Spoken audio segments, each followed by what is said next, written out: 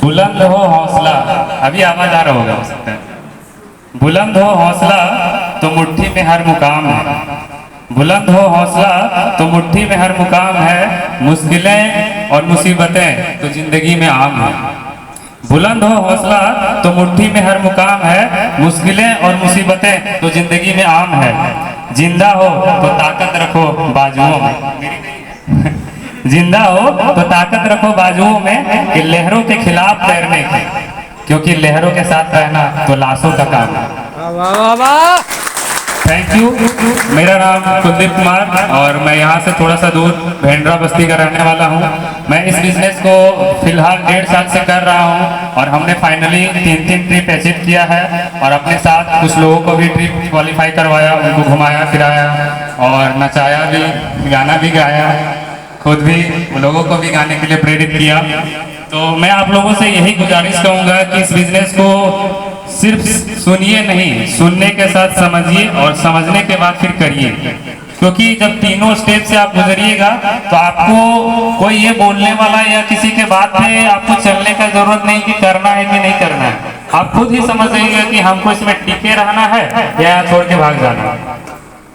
और रही बात कि इस बिजनेस में जुड़ने के बाद मुझे कैसा लग रहा है, तो आप लोग देख ही सकते हैं।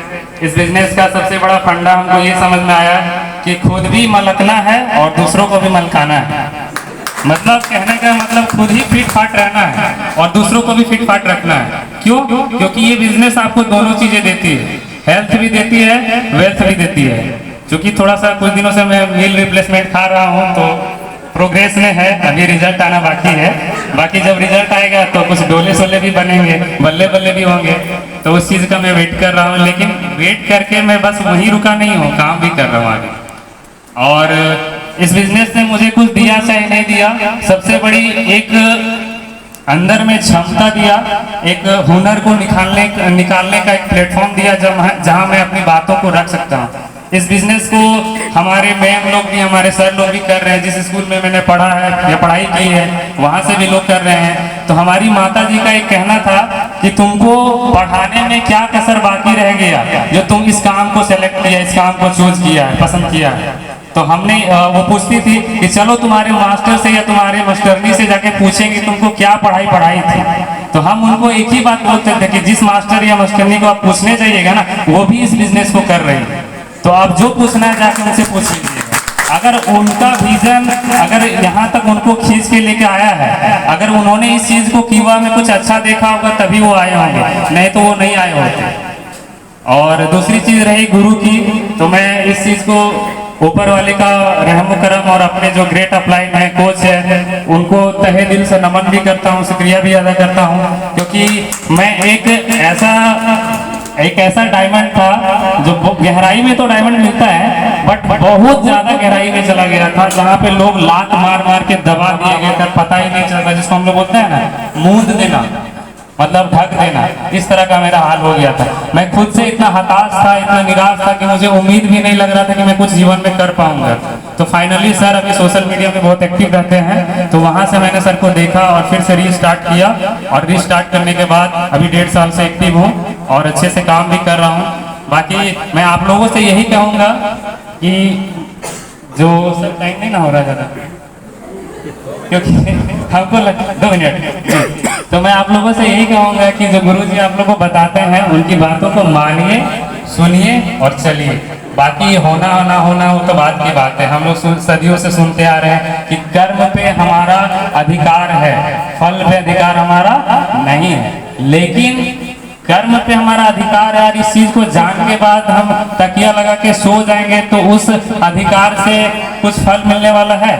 नहीं होने वाला है। तो कहने का मतलब आप लोग, एक कहावत है ना कि चल नहीं सकते हैं तो रेंगिए, रेंग नहीं सकते हैं तो जो चल रहा है उसके कंधे पे बैठिए। आप लोगों को छोटा सा मैं कहानी सुनाना चाहता हूँ। 2 लोग थे, एक था अंधा और एक था लंगड़ा, ठीक है, एक था अंधा और एक था लंगड़ा।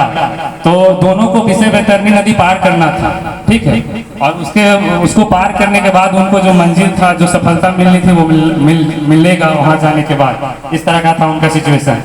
तो उनका दिमाग चल रहा था कि कैसे जाएंगे, हम तो लंगड़ा है, वो तो अंधा है, तो दोनों कैसे जाएंगे। तो उनके बीच में जैसे अभी सर लोग बैठे हैं ना, इसी तरह कुछ गुरु जी लोग थे, उन्होंने बताया कि देखो मेरे पास आओ, हम बताते हैं।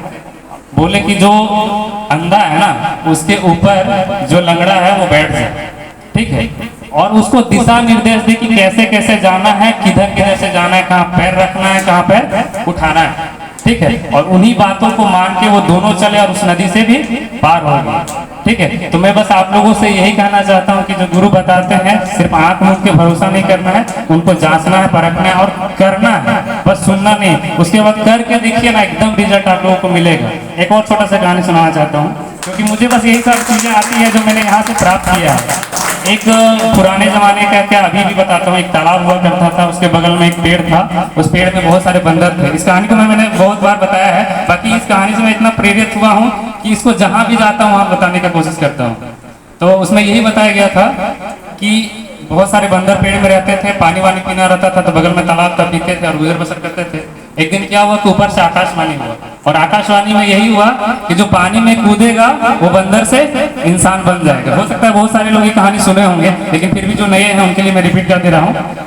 तो उन्होंने कहा, जो आकाशवाणी हुआ कि जो पानी में कूदेगा बंदर से इंसान बन जाएगा। तो उसमें से जो अनुभवी बंदर था, इसको ज्यादा इधर उधर का कुछ नहीं, जो सटीक रास्ते पे चलता था, वो फटाक से पानी में कूद गया और बंदर से इंसान बन गया। अब इसी चीज को देखने के बाद लोगों को परपरी होने लगा। परपरी मतलब जगह, ठीक है, कि भाई क्या हो गया, ये बंदर से इंसान बन गया, हमारे कैटेगरी से तो दूर हो गया ना, तो ये फिर हमारे साथ कैसे रहेगा। इंसान भाई, इंसान का अलग सोच, अलग विचार, अलग चाल ढाल, व्यवहार, सब कुछ। तो उन लोगों ने उनसे ईगो रखने लगा, जलनशीलता आने लगी। फिर भी लास्ट में क्या हुआ कि वो लोग शाम को बैठक रखे और बैठक में उनको बुलाया गया। बेचारा पूरा ठाट बाट से आ रहा था, आई एम इंसान ऐसे।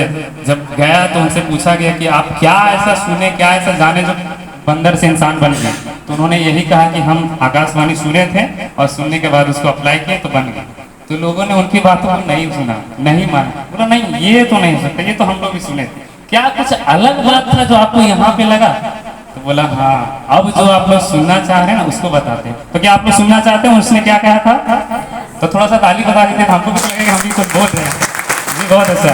तो उसने यही कहा कि एक पल के लिए हम सोचे कि पानी में कूद जाते हैं, अगर बंदर से इंसान बन गए तो ठीक है, वरना बंदर तो साला पहले से है ना। तो वही चीज हम आप लोगों को कहते हैं कि यहाँ आने के बाद आपका जिंदगी बदले या ना बदले वो तो बात की बात है। एक बार कीवा करके देख लीजिए ना, कौन सा बर्बाद हो जाने वाले हैं, कौन सा यहाँ करोड़ों रुपया आप लगा के जा रहे हैं। 2500-3500 के रुपये का तो बात ही है। एक आदमी हमको हाल फिलहाल मिला बिटकॉइन वाला, वो हमको समझाया बताया, इस तरह से किया कि 10,000 का प्लान है, आप यहाँ से जुड़िए, आगे बहुत लाखों करोड़ों रुपया कमाइएगा।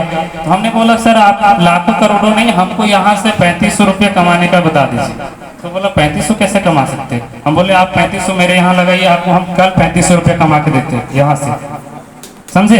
तो यही कीवा का ताकत है कि ग्राउंड लेवल में कितने लोग कमा पाते हैं। नेटवर्किंग तो बहुत सारा, गूगल में सर्च कीजिएगा 130, 40, 50 बहुत सारी नेटवर्किंग कंपनियां मिल रही, लेकिन कीवा जैसा इसलिए नहीं है क्योंकि कीवा जो आपको सीखने का और पैसा कमाने का जो हुनर सिखाता है वो कहीं नहीं मिलता। और उसमें भी सबसे बड़ी बात कि आप ऐसे गुरु के साथ हैं जो गरु नहीं है। गरु का मतलब आप लोग समझते हैं, गाय जानवर ये सब। आप ऐसे गुरु के साथ में हैं जो गरु नहीं है और उनको गुरूर तो जरा भी नहीं है, समझे ना।